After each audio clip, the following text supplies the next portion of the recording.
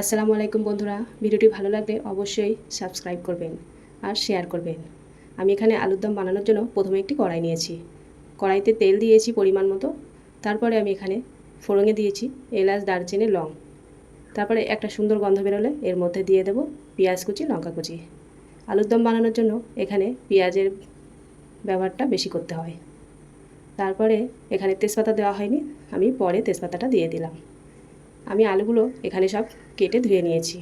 পেঁয়াজটা অনেকটা লাল লাল হয়ে এসছে, এর মধ্যে আমি টমেটো কুচি আর আদা রসুন দিয়ে দেব। আপনারা চাইলে পরিমাণে একটু বাড়িয়েও দিতে পারেন। এরপরে টমেটো যতক্ষণ নরম হবে তার মধ্যে আদা রসুনের গন্ধও চলে যাবে। আমি এখানে দিয়ে দিলাম কাশ্মীরি লঙ্কার গুঁড়ো। তেলের মধ্যে কাশ্মীরি লঙ্কার গুঁড়ো দিলে কালারটা সুন্দর আসে। তারপরে দিয়ে দেব হলুদের গুঁড়ো। আবার একটু নাড়িয়ে চাড়িয়ে নেব। এইবার দিয়ে দেব আমি লবণ আর ধনিয়ার গুঁড়ো। তারপরে একটু নাড়িয়ে চাড়িয়ে নিয়ে সুন্দর করে একটু কষিয়ে নিলাম মশলাটা।